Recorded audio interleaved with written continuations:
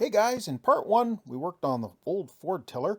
Here in part two, we're going to take a look at this Sears Craftsman tiller and see what it's going to take us to get it functional. Follow along. Thanks for watching. On to the second project of the day. My father picked this up, I don't know, 2-3 years ago, kind of as a bit of a project, and it's one that we've never really gotten to. Basically, it's a 17-inch, little heavier duty rototiller, and there's some issues with the carburetor. The governor, the arm from the governor that actuates as the engine load changes is not connected to the throttle blade in the carburetor. I'll show you that in a little bit. But we got some other issues, and we don't even know if it runs. So first step, let's give it a little quick once over. And I noticed that the belt guard isn't attached. I'm guessing this appears that it's supposed to thread into a hole, I believe, and I don't know if those threads are damaged or not. Definitely it will need to be screwed back in so that the belt can be attached. This is our drive pulley that puts tension on the belt, takes motion from the crankshaft of the engine and puts it into the gearbox. Quite a mechanical advantage based on pulley size. Take a look at the oil here. I've definitely got oil. You know, it doesn't look too bad. Almost full. Oh, that stinks. But the good news is it's pretty well dry.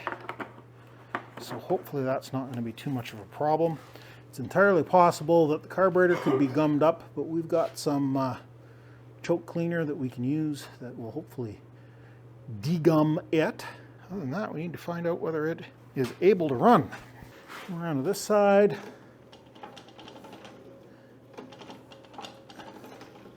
Well, it's not seized, but it doesn't feel like it's got real strong compression. Hopefully that will clear itself up as we run it a little bit.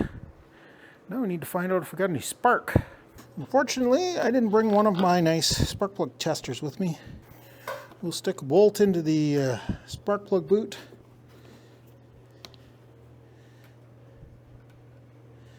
And put it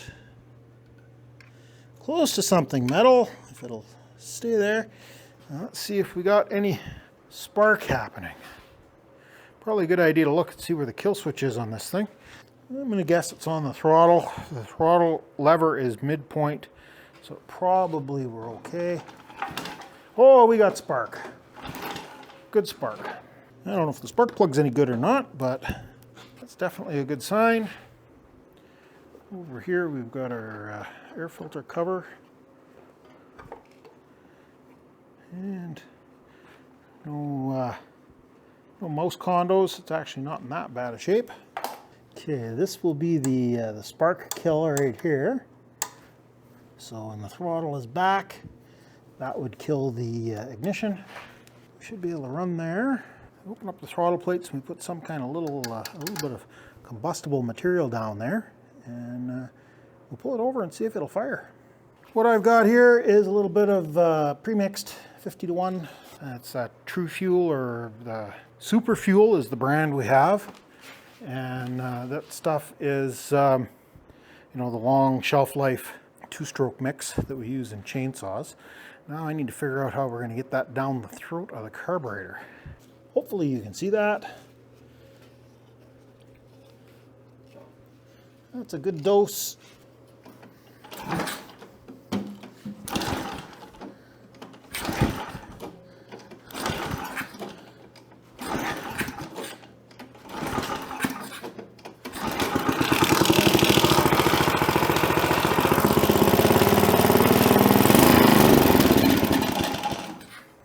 Well, that certainly is good progress.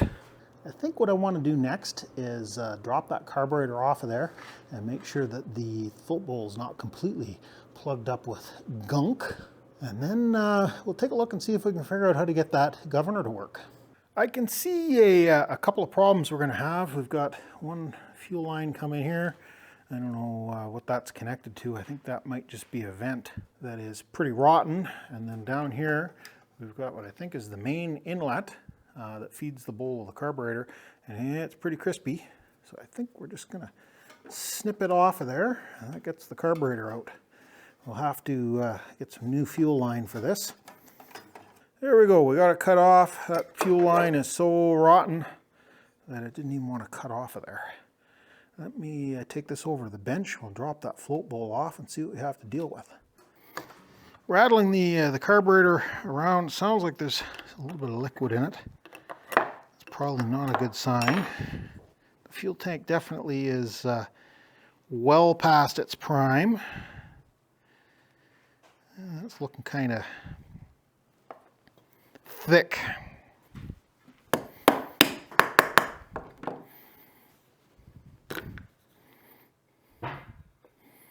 Oh yeah, that's definitely well past its prime. This was one of those deals that was, oh yeah, it runs good, except for that missing rod on the governor. Yeah. Well, admittedly, he's had it for about 3 years and we haven't done anything with it, so that certainly could have something to do with why the carburetor is so slimy. It almost looks like 2-stroke oil in it, but it's a 4-stroke engine. That's okay, we'll get it cleaned up.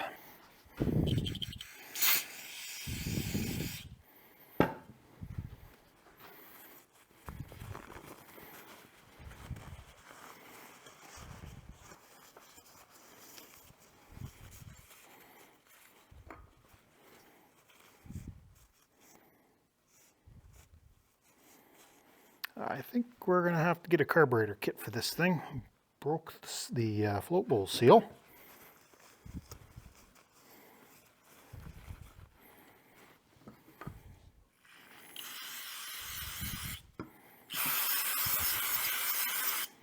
The pin for the float is a little on the stiff side, doesn't want to come out of there. Let me grab a pair of needle nose pliers.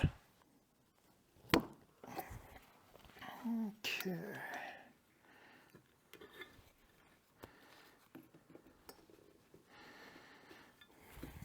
I had a feeling this shield was going to have to come off here. Looking at these screws, I'm going to say this thing's been apart a time or 3 before. One thing I've observed with this machine is that there isn't a fuel shutoff. So whatever's in the tank is going to the carburetor even when you're not using it. And since rototillers are one of those things you only generally use in the spring or in the fall, that's likely why our carburetor is as gummed up as it is. So we've got our inlet, our needle and seat come in here. The fuel comes in out this hole, fills the float bowl, and when the float fills up with fuel, the needle gets pushed into the seat and stops the flow of fuel. Fuel should be up so high in the bowl, and it gets sucked up through the center. One of these is going to be your idle, and the other one is going to be your main jet, neither of which look like they're in very good shape right now. So we'll have to clean those up as best we can. Take the straw, see if we can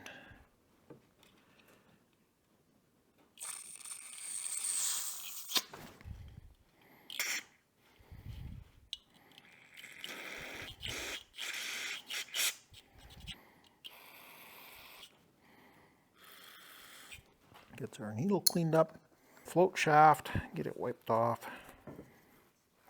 Now this is a brass float, and one of the problems that you can have with brass floats is that they will develop pinholes, and then they don't float so well anymore. I don't hear anything rattling around inside of this, and definitely I did hear some sloshing inside of this float bowl before we took it apart, so I'm thinking we're probably going to be okay with that brass float. Okay, I can see the main jet at least now. That's a good sign. Let me grab a flat blade screwdriver. Let's see if we can get out of there. Ah, I see it. This is the main jet. Threads into the bottom. They're being a little tricky. So you can see this hole in the float bowl bolt. It goes up into this jet in the bottom. They're kind of using one piece to do multiple duty here. So then we have the bottom of a red tube that's sticking in there, and you can see the top of it down the throat of the carburetor there. I think, at least I can see it. And we just give it a little push. I need something with a little bit of a hook in it. Piece of welding rod I happen to have kicking around. Push that down, get on the top of that red plastic. And the reason I want to get that out of there is that is known as the emulsion tube. And it most definitely has a bunch of grunge around it that will prevent the proper flow of fuel. There we go. It's an O-ring. But this tube being properly cleaned is kind of critical importance.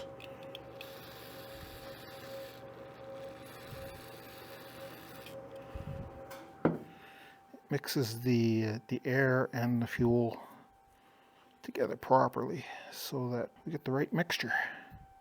In a lot of these carburetors, this will be a brass tube, and they'll have a series of small holes along the side that you gotta make absolutely sure you get spotless or the engine won't run right. We may or may not be able to get this carburetor cleaned up. My recollection is in here there's another tube that's probably all gummed up with crap, and if it's not going to free up, then we may not get this thing running correctly. Now, you guys can't see it because I can't even really see it, but down on the bottom of this hole here where the seat lives, I can feel it's kind of soft. And generally speaking, either the needle or the seat will have a soft surface that helps with sealing. And the needle on this carburetor has a hard tip, so the seat has to be soft. And this one feels still like it's basically pliable down in there. Hard to tell if it's clean or not.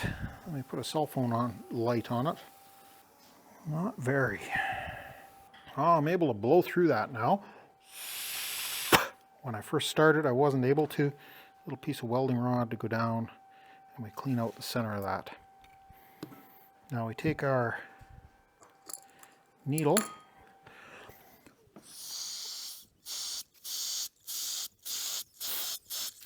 Doesn't take very much pressure on the tip of the needle, and it seals that up, makes it so that I can't blow through it. So I think we're probably okay with that. Definitely this O-ring is completely shot. So we are going to need a new carb kit. Now this, you see how that has the hook? It just lightly hooks over the little tab on the bottom of the float. Hopefully you're able to see that. Drop that down into